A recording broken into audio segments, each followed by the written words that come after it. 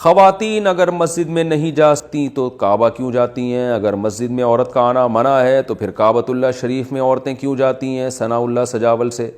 مسجد میں عورت کا آنا منع نہیں ہے، صحیح بخاری کی حدیث ہے، آپ صلی اللہ علیہ وسلم نے فرمایا لا تمنعوا اماء اللہ من المساجد، عورتوں کو مسجد میں آنے سے مت روکو۔ تو بعد میں جو فقہاء نے منع کیا وہ فساد زمان کی وجہ سے، بخاری کی حدیث ہے، حضرت عائشہ رضی اللہ تعالی عنہ فرماتی ہیں لو کان النبی رأى ما رأینا لمنع نساءنا کما منعت نساء بنی اسرائیل، اگر نبی ہمارے زمانے کی خواتین کو دیکھ لیتے، امی عائشہ فرماتی ہیں، تو عورتوں کو مسجد میں آنے سے روک دیتے۔ تو وہ فتنے کی وجہ سے منع کیا گیا ہے کہ عورتیں آئیں گی تو آج کل خیال نہیں کرتی ہیں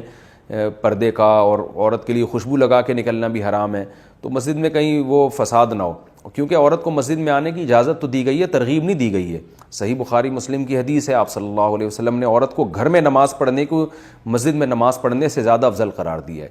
لیکن اس پر بھی علماء کا تقریباً اجماع ہے کہ مسجد حرام اس سے مستثنی ہے، کیونکہ مسجد حرام میں جو عبادتیں ہوتی ہیں وہ عام مسجدوں میں نہیں ہوتی۔ تو اگر عورت کو مسجد حرام جانے سے بھی روک دیا جائے گا فتنے کی وجہ سے، تو نقصان یہ ہوگا کہ وہ بیت اللہ کی برکتوں سے محروم ہو جائے گی، طواف سے محروم ہو جائے گی، اور مسجد حرام میں جو 1,00,000 نمازوں کا ثواب ہے اس سے محروم ہو جائے گی، اور ویسے بھی وہ اسلام کا مرکز ہے نا، اس کے وہ احکام نہیں ہیں جو عام مسجدوں کے ہیں، تو اس لیے وہاں اس جگہ کو مستثنی کیا گیا ہے اس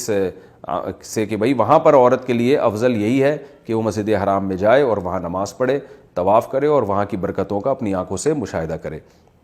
اور عام مسجدوں کے بارے میں وہی حکم ہے کہ اصل میں تو جائز ہے، لیکن فتنے کی وجہ سے پابندی لگائی گئی ہے۔ باقی اس بارے میں میری رائے ہے کہ بھئی اس زمانے میں خواتین کو اجازت دینی چاہیے، کیونکہ نہ آنے میں بھی ایک خاص قسم کا فتنہ ہو رہا ہے، وہ ایک دین سے بالکل ہی دور ہو رہی ہیں۔ تو وہ میرا اس پر مدلل ایک کلپ یوٹیوب پہ موجود ہے، ابھی اس کا موقع نہیں ہے، وہ سن لیں آپ۔ بہرحال علماء نے اگر منع کیا ہے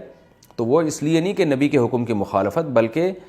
اس لیے کہ نبی کے دور میں جن پابندیوں کے ساتھ آنے کی اجازت تھی تو وہ پابندیاں آج نہیں ہو رہی، تو اس کا نقصان یہ ہو رہا ہے کہ ایک حکم تو پورا ہوگا لیکن اس سے بڑے حکم کی خلاف ورزی ہوگی، وہ ہے بے پردگی، اور جو حکم پورا ہو رہا ہے مسجد میں آنے کا وہ بھی شریعت کا واجبی حکم نہیں ہے، محض ایک گنجائش ہے، اجازت ہے، کوئی لازم نہیں ہے، افضل یہی ہے کہ گھر میں نماز پڑھے۔